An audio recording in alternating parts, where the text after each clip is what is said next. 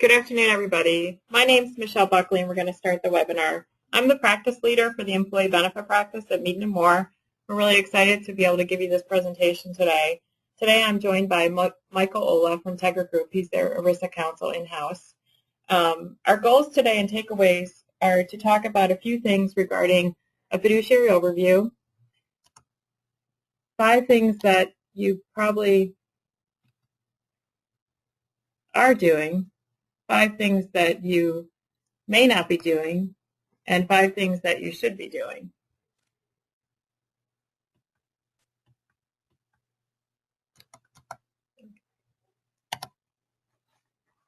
And then we'll open it up for some questions at the end. For some administrative issues, just to keep in mind, for those of you who are CPAs who would like to have CPE at the end of the session, we're going to have 3 polling questions throughout to monitor attendance. And we will forward you an evaluation form at the end of the day to fill out. In addition, as we advertise, there is a free gift card for $100 to the lucky recipient of the drawing, and that will be sent out also. An email will be sent to you notifying that you've won, and we'll coordinate the delivery of that gift card. So now I'll turn it over to Michael to start his overview of fiduciary responsibilities.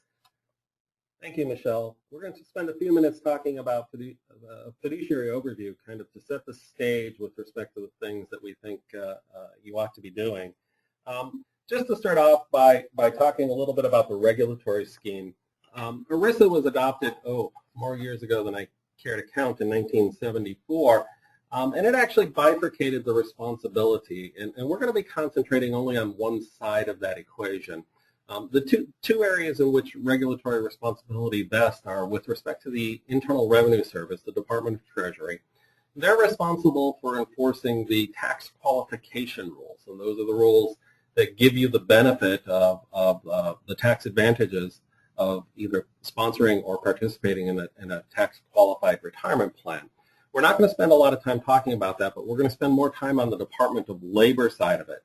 The Department of Labor governs primarily enforcement of fiduciary matters, and that includes enforcing the rules with respect to prohibited transactions, identifying who can and cannot be fiduciaries, protection of the employees from potentially coercive actions on the part of the employer, and then also prosecuting those who may offend some of the fiduciary rules. So we're going to spend a little bit more time talking about the Department of Labor's perspective.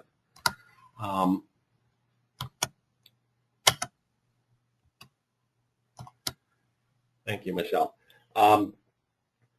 Just to set the stage a little bit, the slide you're looking at the moment kind of gives you a recap of what the Department of Labor did last year. When I started practicing law a long time ago, we concentrated a lot more on IRS audits than the Department of Labor audits. The Department of Labor was basically a piece of cake kind of audit. I think there were 45 auditors nationally from the Department of Labor. And they were stretched a little thin, obviously, and really would come in and just kind of do some spot checks. Currently, there are, I believe, a little over 1,200 retirement plan auditors at the Department of Labor, and they've been very active. So there are some highlights there that are meant to scare a little bit. The Department of Labor recovered about $1.25 billion last year. They closed almost 10 cases a day, 3,566 civil investigations, with about 3/4 of them actually resulting in recovery. There were 318 criminal investigations, with 78 guilty pleas and 117 individuals indicted for which prosecution is still pending. So they do go after those who violate the criminal code portions of ERISA.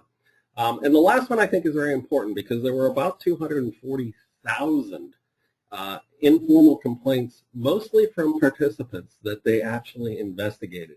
And the number one reason that triggers an audit from the Department of Labor is, in fact, participant complaints. So we will talk a little bit about making sure your employees understand what's going on and don't get you into any kind of trouble. So just briefly, let's talk a little bit about what a fiduciary is. Fiduciaries are defined by function, not by position. One does not have to consent to being a fiduciary to actually be a fiduciary under ERISA. If you perform one of the functions, if you do the deed, ERISA says you are a fiduciary whether you know it or not. And the three categories of functions that will actually make you a fiduciary are, first, if you exercise discretion in the management of the plan or exercise any control over the plan assets other than something merely ministerial. And the distinction is rather important because discretion in the management of the plans means you're making day-to-day decisions with respect to the operation of the plan, determining who's eligible, who can get a distribution, who can take a loan, hardship, or other kind of activity with respect to the plan. But you don't have to exercise discretion with respect to management of the plan assets. You just have to have control over those plan assets. And if you have authority or control over those plan assets by making decisions with respect to movement of money, how things are flowing around with respect to that, then you can, in fact, be a fiduciary. Second category, and one that I think most people would recognize, are that if you provide investment advice with respect to plan assets, and it's defined not just as the hot tip from your uncle or nephew or something like that, but it is that if you are engaged to provide investment recommendations on a regular basis, there's some sort of agreement or understanding that that's what your role is, that the advice is going to be taken serious by the plan investment decision makers, and it's somewhat personalized based on the needs of the plan, then you are going to be an investment advisor under ERISA, and that will make you a fiduciary. There is some discussion currently on the differences between investment advisors and investment managers. You may have heard the terms of 321 investment advisor versus a 338 investment advisor. Both of them are, in fact, fiduciaries with respect to the plan assets. The difference is typically a matter of control. 321 investment advisors are those that are listed on the slide here. They're providing that investment advice, but they're not exercising discretion or control. 338 investment managers, in fact, have the ability to put into place their recommendations. They actually have control and exercise discussion. We're not going to go into the detail there, but there is a distinction. What's important to remember is that no matter what, they are going to be a fiduciary with respect to ERISA. One thing to note about this is the Department of Labor a year or two ago proposed some modifications to this definition of a fiduciary, and was met with a lot of backlash, to put it mildly. They withdrew those proposed changes, but they are about ready to repropose some additional modifications to this particular section or definition of fiduciary. And that will probably expand the number of people who are considered fiduciaries under the investment advice section of ERISA. So look for that in the next couple of months. They're going to repropose those, and it'll probably be an expanded definition of who's a fiduciary.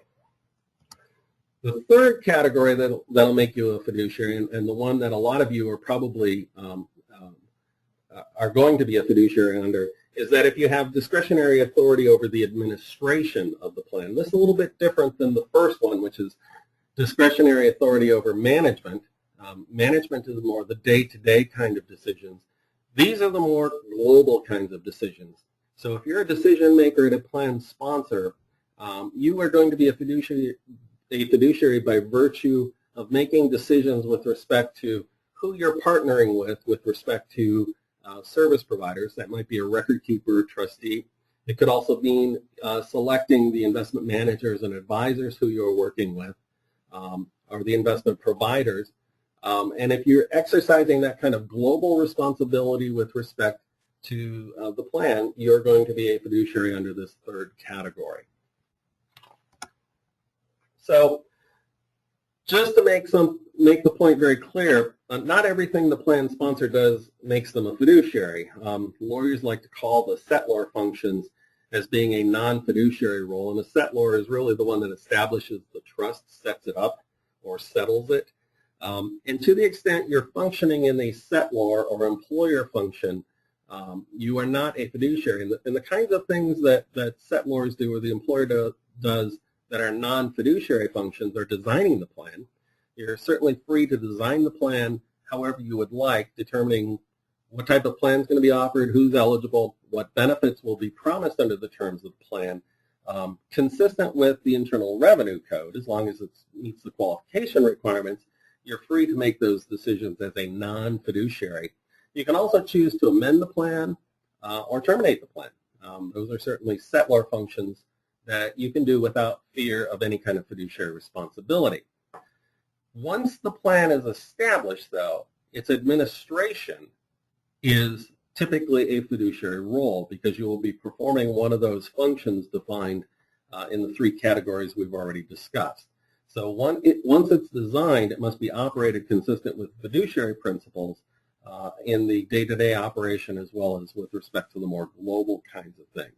As a matter of fact, ERISA defines in Section 316 the plan administrator function, which typically is the role of the employer, or the employer delegates that role to some of the individuals within the company, and those are, in fact, fiduciary functions. So just very briefly, I'm going to talk about what the obligations of fiduciaries are. Okay, so you are a fiduciary. Now, what does that mean?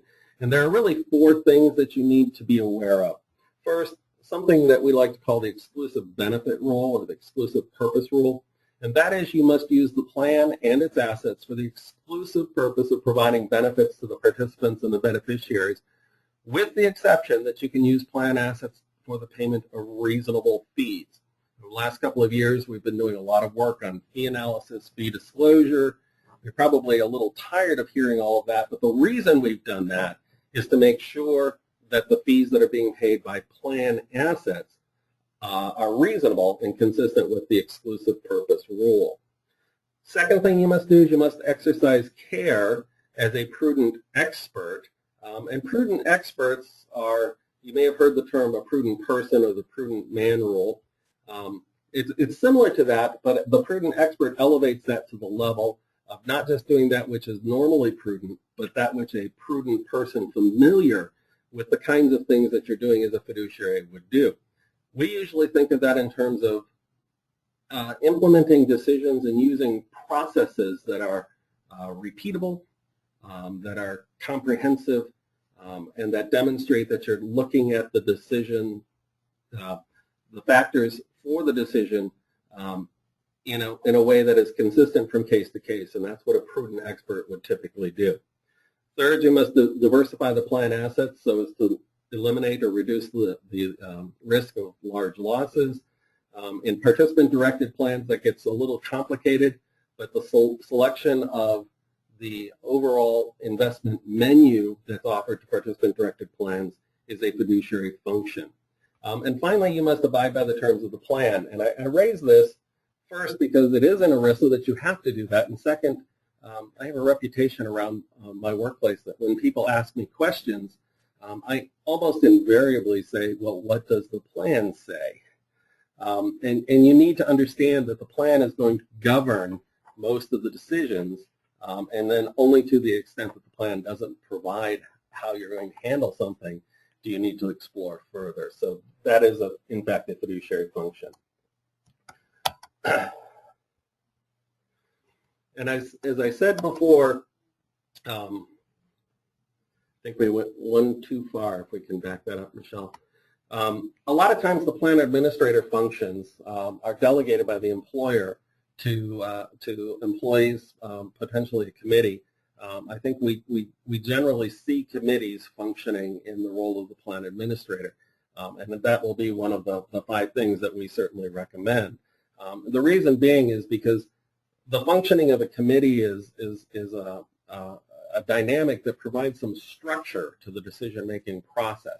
And as I said before, you have to be a prudent expert when it comes to executing on your fiduciary responsibilities. And one of the better ways to do that is to have a committee in which the members of the committee can interact. And through those discussions and deliberations, you end up with a more consistent and better decision-making process. So it does provide that structure. Different committees do different things, and we typically see committees formed for one or more of 3 different reasons. Probably the primary reason is the investment selection and monitoring, which we'll talk a little bit more about later. That is a very, very important aspect of being a fiduciary, and a lot of times the committees will take that as their primary responsibility. But there are a lot of non-fiduciary or non-investment fiduciary decisions that a lot of committees can undertake. Some of the committees, if they get involved into the day-to-day kinds of things, will evaluate hardship requests, loan requests, distribution requests, and things like that, as well as other kinds of things like service provider selection, engagement of other experts, and things along those lines. And those are non-investment fiduciary decisions. Third, and a lot of times committees actually have some functioning with respect to what I call the settler decisions. They may make recommendations to management or the company with respect to plan design changes, things that might have to happen. Those are not fiduciary decisions, as we talked about before, settler decisions. And I've had a lot of discussions with respect to people as to whether or not a fiduciary committee should also undertake those kinds of responsibilities. To be honest with you, as a practical matter, they're going to do it whether they're supposed to. But one of the things that I think we need to make sure everybody understands is that everybody should be clear on when they're functioning in a fiduciary capacity versus not in a fiduciary capacity. And there are different ways of dealing with those kinds of things. I'm often asked, almost daily, as to who should be on this committee. And the bottom line is that in and of itself is a fiduciary decision.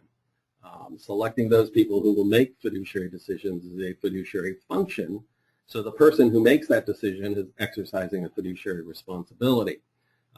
I like to say generally that you should put people on the committee who have the aptitude to perform the functions that the committee will undertake. And usually that's by qualification or experience, and not necessarily by position. A lot of times you will see committees that say the CEO, CFO, director of HR, and a few other people are on the committee. And that may be okay, but you really need to look at the people who hold those positions to determine if they're the right people who should be on the committee. Conversely, I always see people who say, well, I want to have some rank and file representation on the committee. May be okay if those people have the right qualifications and skills, but if in fact the goal of the company is to simply get some buy-in from the rank and file, maybe you want to have a non-fiduciary advisory committee that includes a different set of people who can perform that function for you. So from the perspective of the committee generally we recommend should have a charter that spells out its roles and responsibilities, also provides for the selection or replacement of the members. Keep in mind that that is a fiduciary function in and of itself. And then also provides for the level of documentation created and maintained. A lot of times people will say, how much documentation should we have with respect to the functioning of the committee? And I'll tell you now, at one time I had the pleasure of working with an attorney who was many years ago worked in Congress, not as an elected official, but on a committee, and had some input on the drafting of ERISA. And his perception was that you should not maintain any documentation other than we met, we decided, we adjourned, because anything else would hang you.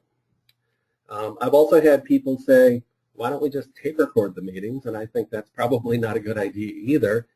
Microphones tend to scare people, especially when they're being recorded, and consequently discussions may not be open and honest. So the bottom line is you have to strike a balance with what is appropriate. What I always recommend is that you document enough of the process of the committee so that you have demonstrated that you followed the prudent process that prudent experts undertake. And how much is that? That's a good question. But think in terms of if a worst possible case occurs, and that is you're sued, you're sitting in a courtroom on the stand and you have to testify, and your fellow members of the committee will testify after you. You're allowed to have notes. You're allowed to take the committee meeting minutes in with you, and you should have enough documentation so that you're consistent and that you've shown that you've fulfilled your fiduciary responsibility. But the level of documentation is itself a fiduciary decision as well. And then finally, I want to talk a little bit about the role of an investment policy statement. Hopefully everybody who sponsors a plan has one. This is, in fact, an example, probably the best example, of a prudent process that fiduciaries undertake as prudent experts. The investment policy statement really provides structure around the investment decision-making process, defines the criteria for the selection of appropriate investment categories, investments that fit within those categories, and the monitoring that might be undertaken with respect to them, and actions that are to be taken when an investment fails those criteria. Most of these are a combination of art and science. The science part being investment advisors have structures for selecting investments, and they have differing opinions as to what categories you might have to have. But the bottom line is that there are some very well documented approaches to investment selection. The art part comes in when you have issues with respect to non-quantitative investment criteria, manager tenure, style consistency, and a variety of other things that might be a little bit less difficult to actually quantify in terms of numbers. And finally, the art comes into when something doesn't match your criteria, what do you do? And just because something doesn't necessarily match your criteria doesn't mean that you have to remove it from the menu. But you do have to consider what to do. Maybe you keep it for another quarter or two to see if it turns around. Maybe you put another fund alongside it in order to ensure that you've got another selection within that particular investment category, and maybe you remove it. But those decisions are, in fact, part of being a fiduciary. We like to say the IPS is a dynamic document. Our economy is in challenging times, shall we say, and volatile. And an investment policy statement that worked 20 years ago probably wouldn't work today. So you do need to keep it up to date. You need to know what it says, and you need to change it when it's appropriate to change it. So that said, I'm going to turn it over to Michelle, who's going to start talking about some of the things that we think you should be doing as prudent fiduciaries. Yeah, Michael has given us a lot of information from a technical aspect and some of the rules and items to dot your I's and cross your T's. So we wanted to go through some practices that you should be doing to kind of summarize some of the ideas that he's presented you with. As he discussed, you want to have an oversight committee. You know, you always have to step back and think, as a fiduciary, am I acting in the best interest of the plan participants? Am I acting, you'll hear the word prudent a lot today, and you hear a lot about documentation. So ERISA stresses prudent processes, what a prudent man would do. Stepping back, looking at the committee you may already have, and if you don't, you should be. You know, who's on the committee?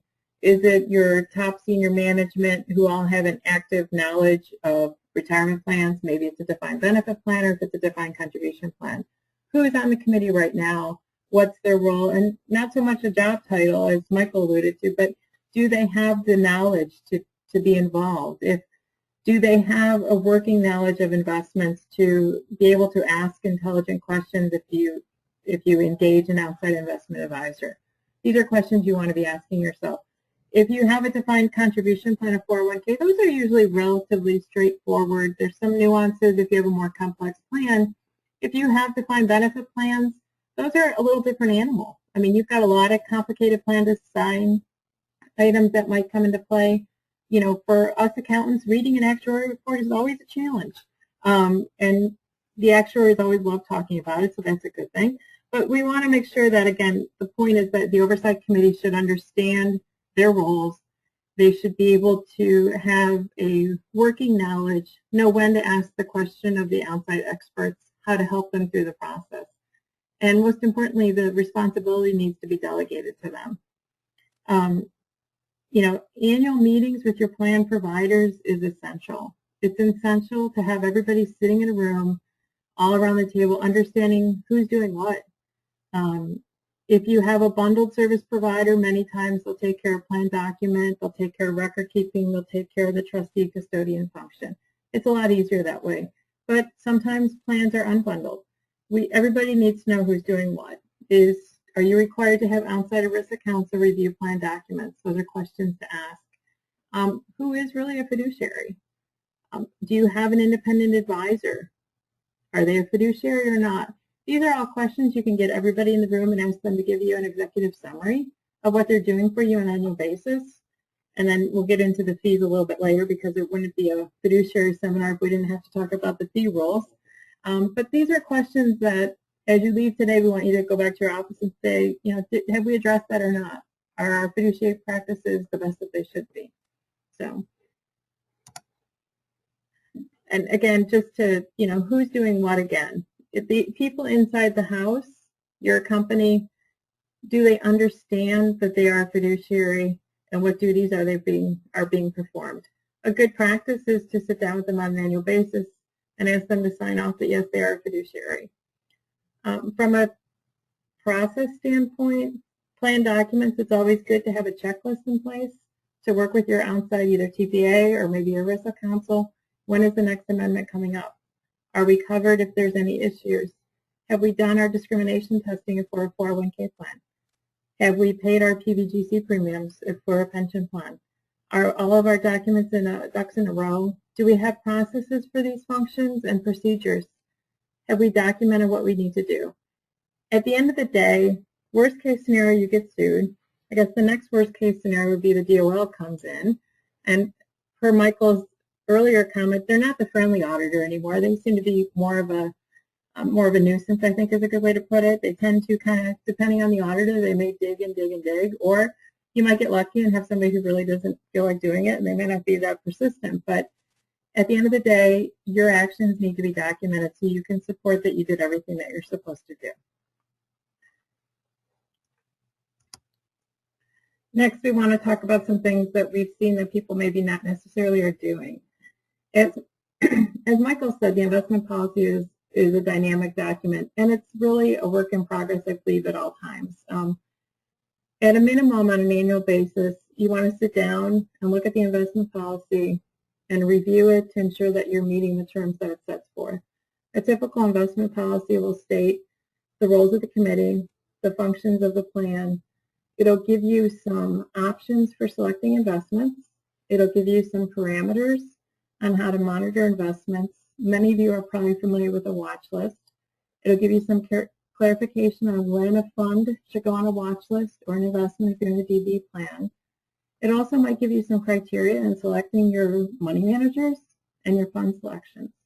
The key is that it's great to have this policy and to review it, but if at the end of the day you're not following what the policy says, you could have potentially a problem. So at an annual basis, you want to sit down with your investment advisor if you have one. If you don't, you want to be sure that you have somebody on your committee with that investment knowledge so you can act in a prudent manner. Review the policy to what you have as your investment selections, and if needed, update the policy accordingly. It seems rather simple, but sometimes the investment policy ends up in the drawer and people might tend to overlook it because they get busy or may not have time to take a look at it. Many times we get the question, do I need an investment advisor to come in and be a fiduciary to my plan? Or do I feel comfortable enough knowing that I feel like I know enough?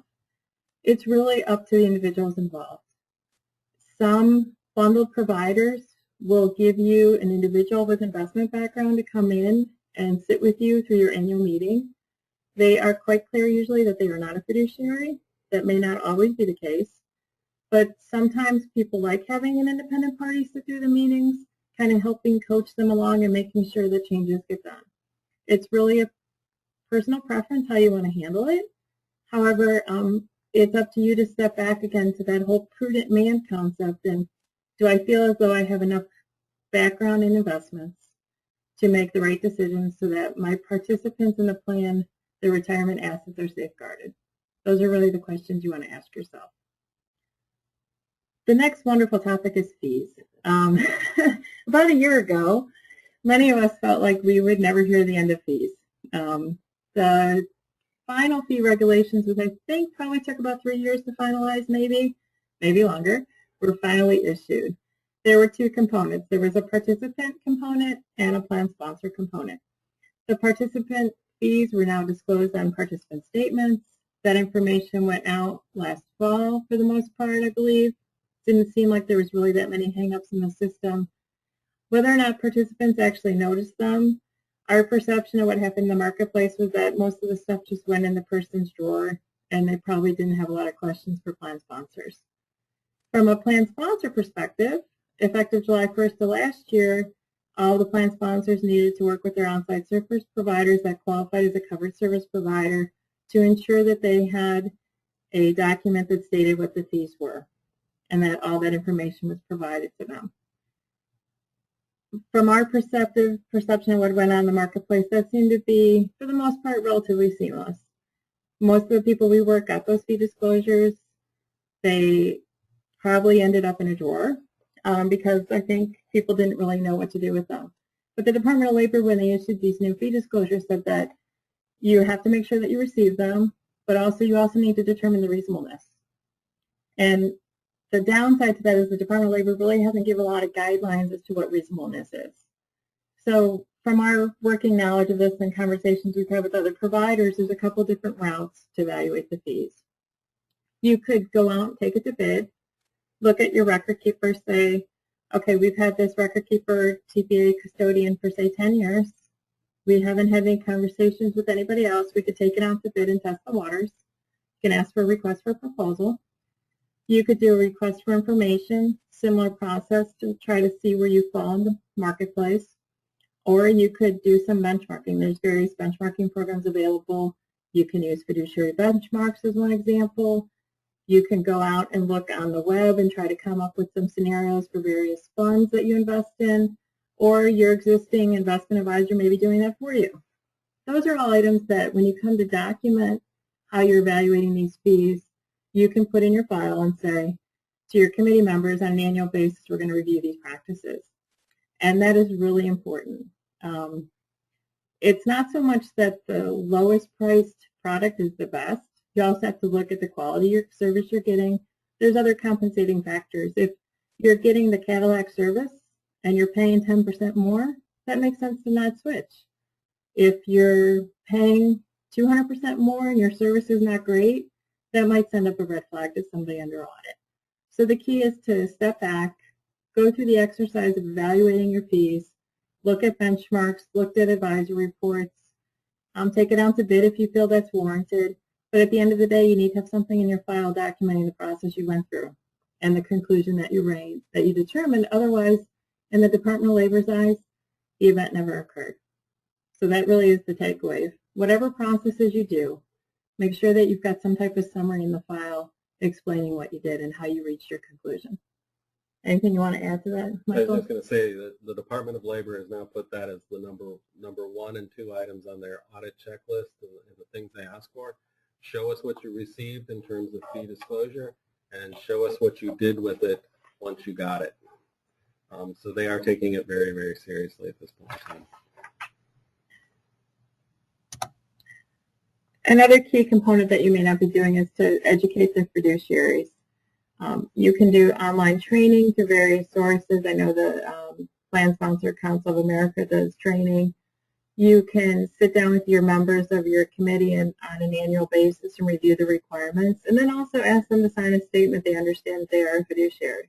This way, nothing gets lost.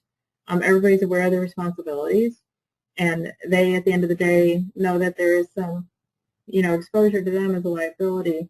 You also could get insurance that is offered through various providers, depending on how you feel about that.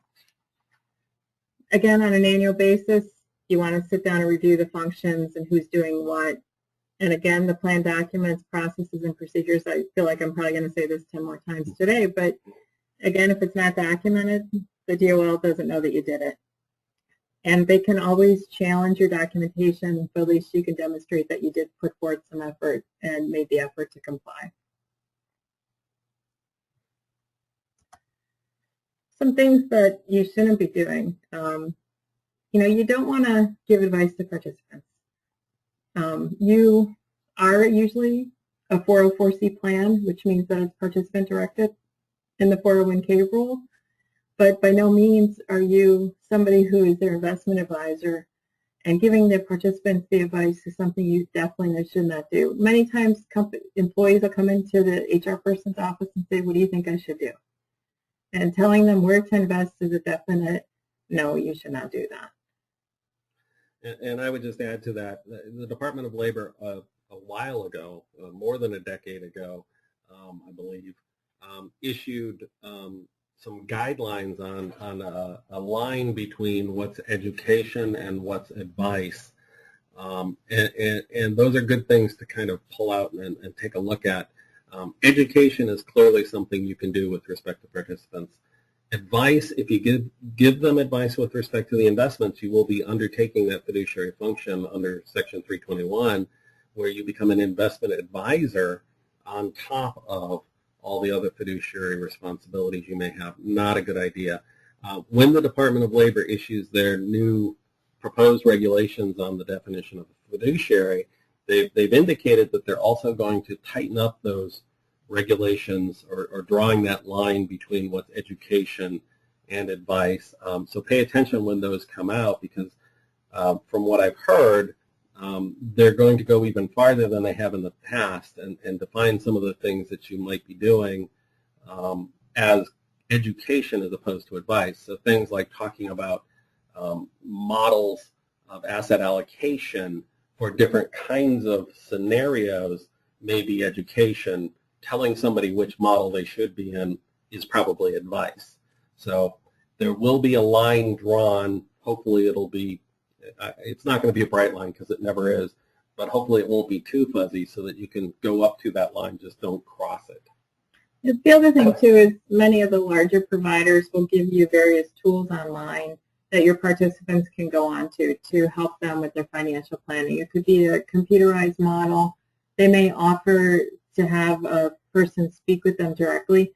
Those are instances where that party is independent, and that service is something usually the plan sponsor will pay for indirectly through their fees, and that's okay.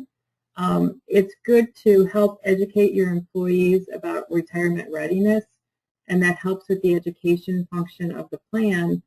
But again, when that employee comes into the HR person's office and says, should I invest in Fund A or Fund B, that would be when to say, no, I really can't help you there, but here's a tool you can use on the website, or I can ask for some providers that might be able to help you with your personal financial planning.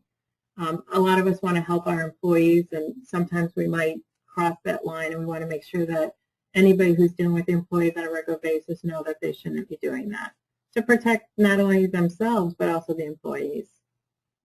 Probably the biggest thing that you shouldn't be doing is, if we all think that we have a wide range of knowledge, but a lot of this comes down to knowing when to ask for help.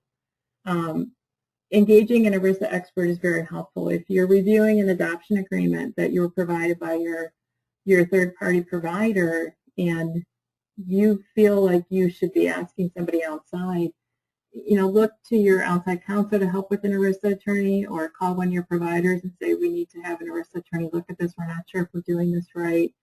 Maybe the plan design doesn't make sense for you. Maybe that's an opportunity where you can have legal counsel take a look at it and see if there's any other options that are available to you. The risk to just signing it without really understanding is that under audit, you could turn out that you made a mistake that you weren't intending to, and you could end up with having an issue under audit that could cost the company more money. And I would add to that, ERISA experts can be your attorney, can be your accounting professionals and their expertise in-house, and it can be your service providers. One of the things that I think is often helpful, especially when issues arise, and they do arise, is to make sure that all of those people are talking together.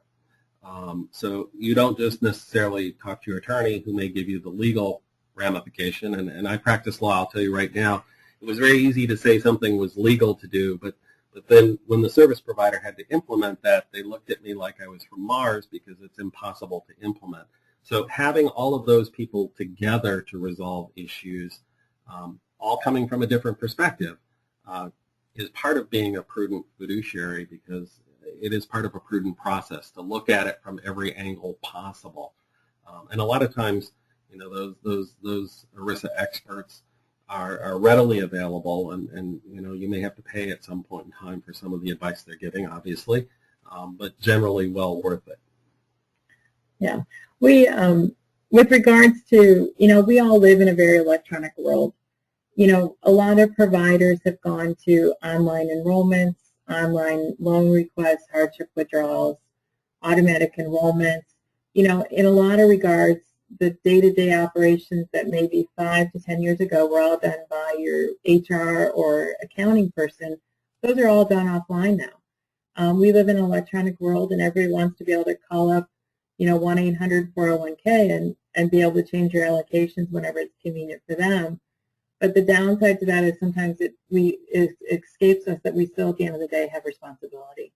The third-party providers have good systems in place and good processes, but as a plan sponsor, it's really the plan sponsor's responsibility to make sure that they're doing everything they should be. So it's helpful to step back and do mini checks on various aspects of the plan design. Things that we often see that happen just because there was a disconnect somewhere in the communication, as you make changes to your plan definition of compensation. Maybe you've checked that box on the adoption agreement that tells what compensation is included. Perhaps you changed that definition. Did that get back to payroll? Was payroll advised to that? Did that new adoption agreement, did it get mailed out to the provider? Was that change implemented by the provider timely? By just doing simple checks of, okay, we knew we made a change July 1st, let's spot check payroll that ran on July 31st to see if we, A, had the right eligible compensation, 2, the deferrals were correct, and most importantly, that money went into the plan correctly. Are those processes in place, procedures in place? A lot of time with loans, somebody may go online to take a loan, they get the check, but it could take up to a month sometimes to get that loan to be repaid to the company. It's about stepping back and working with your outside providers to make sure you understand the controls they have in place, that you can then tailor your controls and processes to make sure that you are not letting anything fall through the crack.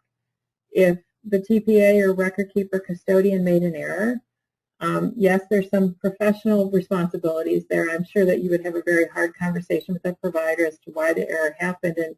But at the end of the day, if it's something that you should have caught, the Department of Labor IRS is going to look at you and say, well, why didn't you fix this?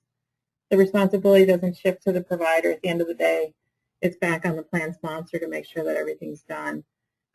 It's good to sit down, review the processes, have your payroll people in the room, have your accounting team in the room, document what the process is for loan repayments, who's taking care of what. What happens if Susie's on vacation for 3 weeks? She decided to go to Europe. Isn't that great? Well, who's going to be doing her job while she's gone? The one thing that you don't want to have happen is you don't want to have a late remittance. The DOL is all over that. They don't seem to have a lot of sympathy in audits. They've taken the stance that it pretty much should be remitted with payroll in the same time frame. And if somebody's out of town for 3 weeks or on medical leave, it's important that you have cross-training. It's important that you have more than one person who can work with the provider. You want to make sure you're covered too from potential areas of fraud.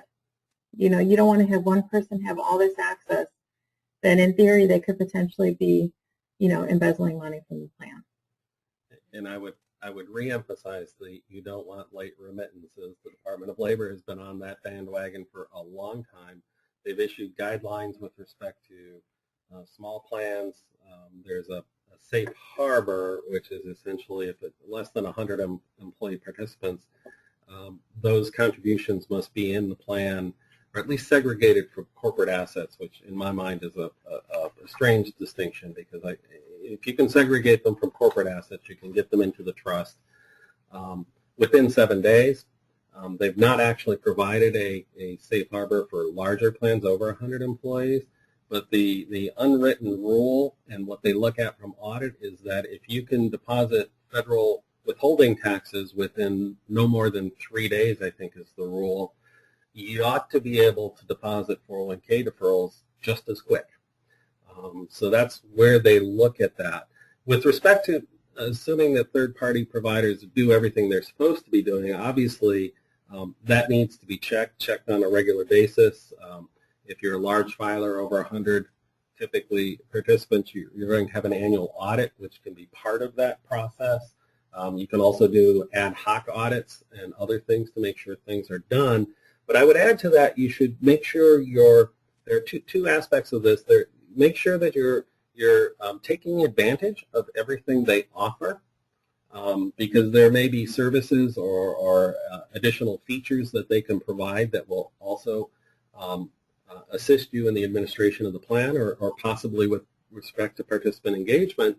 But the second part of that is make sure you're getting everything you pay for. If you're not taking advantage of the educational services of a bundled service provider, then you need to make sure that your fee is appropriate and that you're not paying for something you're not getting, or that you're not paying somebody else to do something that you're also paying your bundled service provider for. And that's part of the fee discussion that you have to have. And even though it may be bundled, you may have some room with which to negotiate some discounts because you're not taking advantage of everything that they put within the bundle. So make sure that you understand what they offer, take advantage of that which is appropriate, and try not to pay for things that you're not actually using.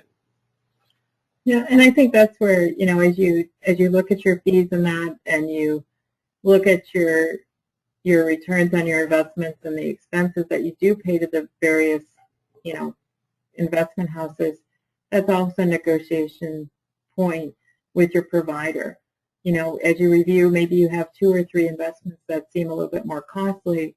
What options are available to you to save costs in that manner? Same with your services.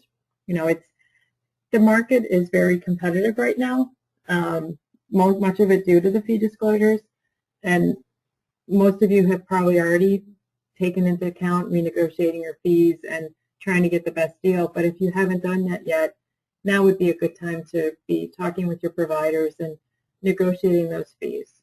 That's something that will definitely help you out in the long run. And just one more thing on the DOL audits with contribution remittances, they look for a pattern too. So if you have a pattern of always doing 3 business days, and then you have a spike where maybe it's 10 or 15, that's going to be a red flag to them. So just one more thing to note on that. We're spending a lot of time on that in the fees because it is a hot point with them. We want to make sure that all the plan sponsors on the call have their practices in place and procedures so that they are not having any issues when they come under audit. Again, just that famous document word. As much as we all tend to forget to take minutes of those meetings, an agenda is a starting place. It doesn't have to be an elaborate 10-page document that would probably come under too much detail in the minutes. But somebody looking at it cold for the first time should have an understanding of the discussions that took place and the conclusions that were reached. Doesn't necessarily have to have every single committee member's comments on that, but more that from a majority we decided that this was the best fund to replace with, or for these reasons, that's why we made the decision to make that fund change, or make the existing change to another provider. Or more importantly, why we decided not to change. Yes, we know we're paying 10% more for this provider, but we have education sessions. They come into meetings on a whim. Their service is incredible, and we don't think the cost to change is economical because of the change and the amount of internal time that we have to do to make that change happen. And probably the most important thing in the talent world that we live in, to be competitive, we want to make sure that we're always providing some type of mechanism for retirement, be it a 401k plan that maybe it's a little bit more skinny, I'll call it, where maybe there's not a lot of employer money going in, or maybe it's something a little bit more glamorous with a lot of bells and whistles to it. But as a company, most employees that are talent driven and will give you good, I'm trying to think of the right word, be talented people on board who will help the business grow, their expectation is there's going to be some type of retirement plan in place.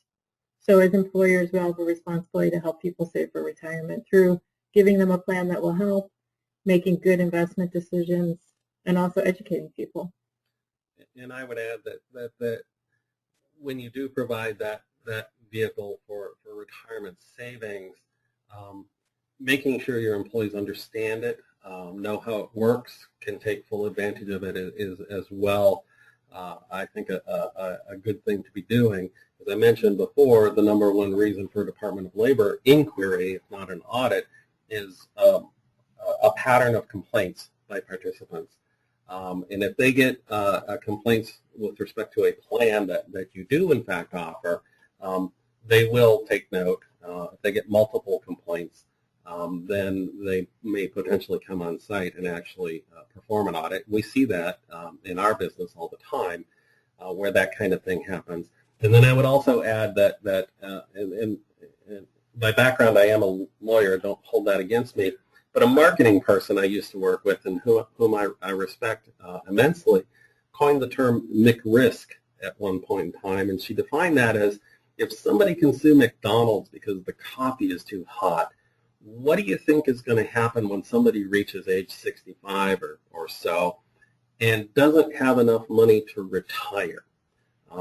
They're going to point their finger at somebody else, and they're going to say, why didn't you tell me I should have been saving more? Or why didn't you provide, lower cost investments, because these fees have eaten into my responsibility? And I don't know that I can quantify that as a risk, but I can guarantee you that somebody at some point in time will, in fact, file a lawsuit like that. And we've seen a lot of ERISA litigation. I call it 3 rounds. The first round is they threw everything against the wall, and not a whole lot stuck, and most of those cases were dismissed. The second round was they got a little bit more targeted in what they sued for, and they started extracting some settlements that were in pretty decent amounts. The third round is Fidelity had a judgment rendered against them after trial. And I guarantee you Fidelity had some very competent lawyers working on their behalf, and they still lost, along with the employer. So I think some of the plaintiffs' counsels have gotten more creative and more focused and have the secret recipe for potentially winning, so that when you do implement a plan, make sure everybody understands it, understand your fiduciary responsibilities, engage the experts, and minimize your risk going forward.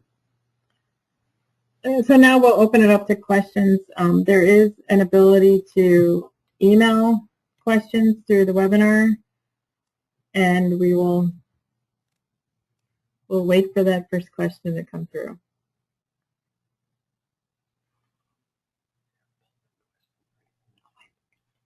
And we'll also do one polling question at the end to ensure that everybody is, I forgot about that.